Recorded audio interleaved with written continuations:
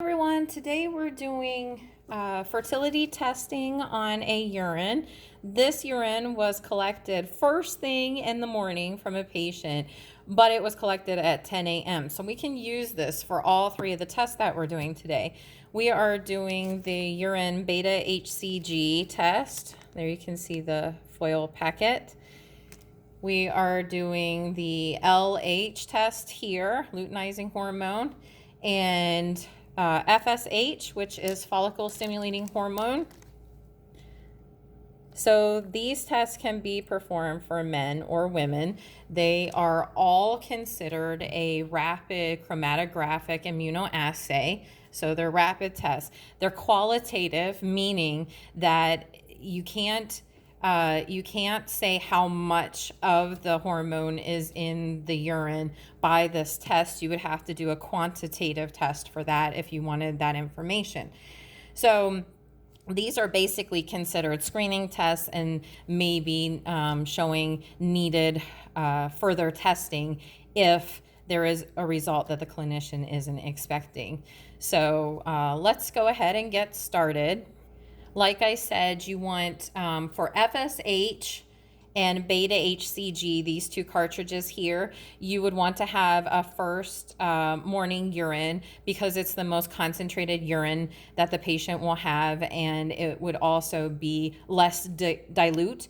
Whereas with the LH, you want to have a specimen that was collected between 10 and 8 p.m., so 10 a.m. to 8 p.m. after 2 hours of reduced liquid intake, because that is when you have the highest, or a patient has the highest levels of luteinizing hormone in their body. And so that's why we would want that specimen there. So I told you that it was a first morning, but at 10 a.m. So that fits all three criteria. So we're going to go ahead and get started here. So first thing I'm going to do is I'm going to put the patient's name on here and the date. So today is the 20th. All right. And then this one I'm going to put on the foil packet, and this one I'm going to put here. So 10, well, I can't really put it on that. So, okay. All right, so patient's name is going to be patient number 1. All right, so the first thing you want to notice is some of these come in a package that they have a little doohickey dropper with them. That would have just been the FSH. The HCG did not have that, so we're going to have to pull that out. So let's do HCG first. I have my timer set. 1 is for HCG, 2 is for LH, and 3 is for FSH. Okay, so I just put them in the order that I did them. So you'll swirl first, always swirl first. Okay, then we're going to open it up.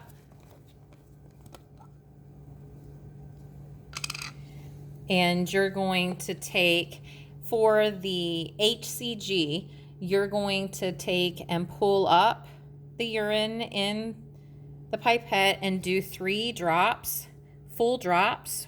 1, 2, 3.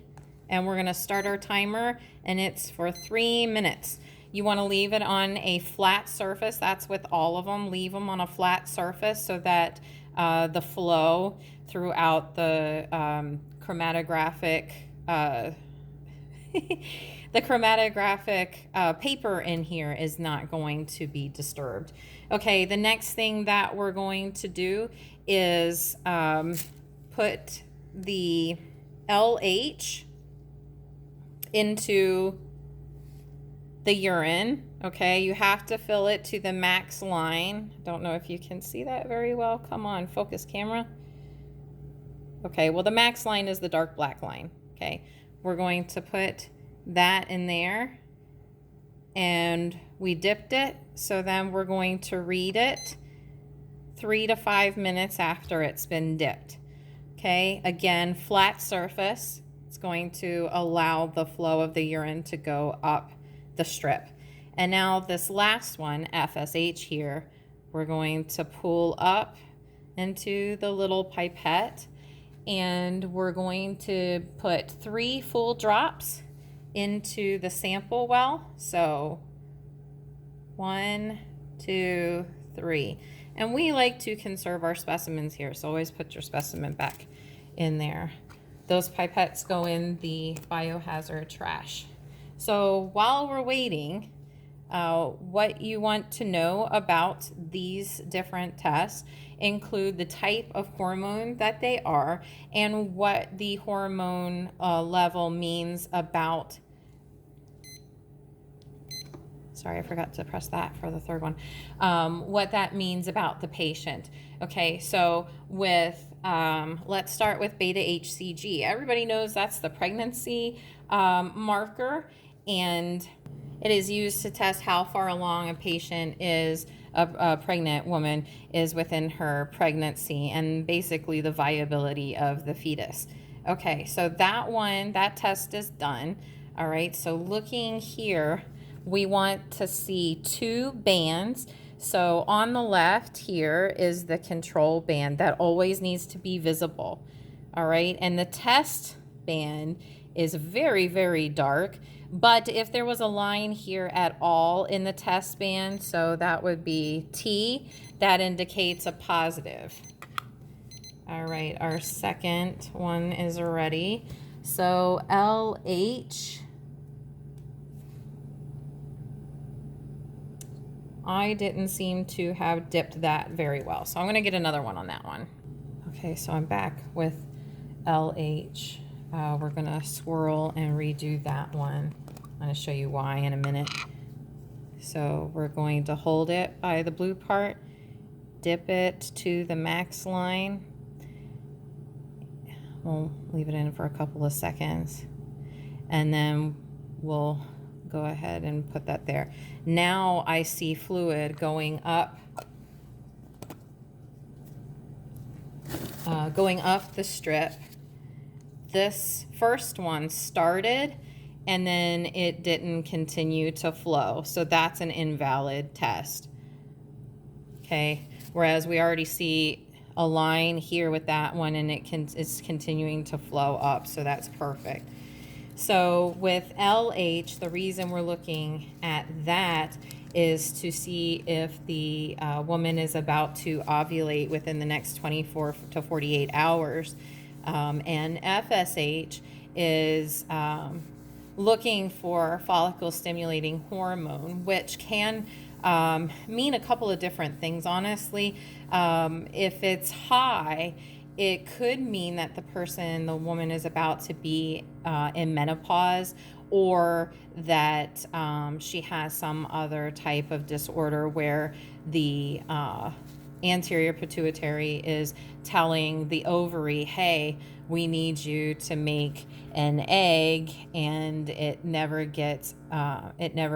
is out of the ovary, or it lags, like in polycystic ovarian syndrome. And so the levels are high because it's not sensing that there is an egg that is, or an oocyte that is available for fertilization. And so a woman can start having, can have FSH get high when she's going into menopause or is in menopause. And so this is the FSH. The control line is there. Okay, that's the only line that's there. So that means it's a valid test, whereas there is no test line at all. In this one, if there was a test line and if it was not as dark as the control line, that would be a negative. Okay, the test line has to be stronger than the control line in order to be considered positive, and that is the same with the LH, which we have here. So this is a good example of that. The LH, the control line is that dark line, the dark purple, and then the test line is there, but it's really, really light, so that means that's a negative. Okay, so what do these results mean for a man? If we had a positive beta-HCG with a man, that could mean testicular cancer or some other type of cancer where the tumor produces beta-HCG. Then we have LH for a man, so this one's considered negative.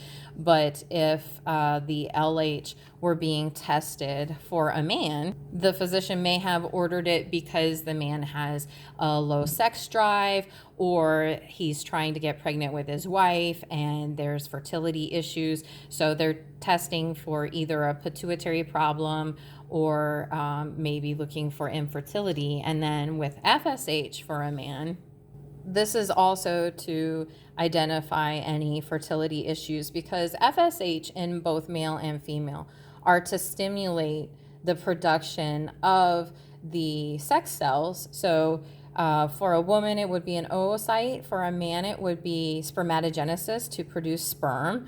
And so if a couple is having trouble with getting pregnant, it could either be the man or the woman.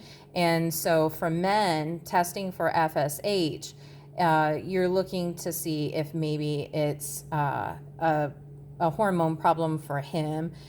He would probably also get semen analysis done to see if his sperm are in a good count or a high enough count. Also, the morphology of the sperm. There's a lot that goes into it. Really is a miracle when a baby is conceived. It's really, really wonderful.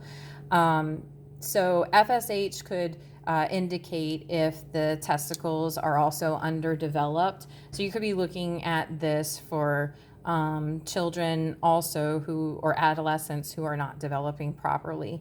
So there's a lot that you could use this information for, as you just heard.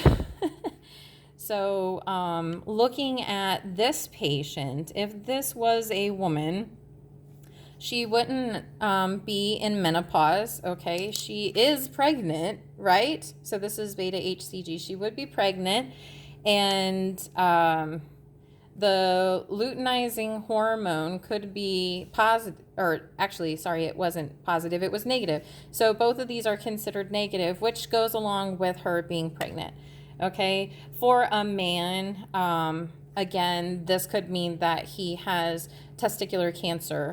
The rest of the other two are negative, so it's not considered a problem there. So that's all for this video. I hope to see you next time. If you enjoyed this video, please feel free to subscribe, and you'll get to see whenever a new video is posted. Thank you all so much, and I'll see you next time. Bye.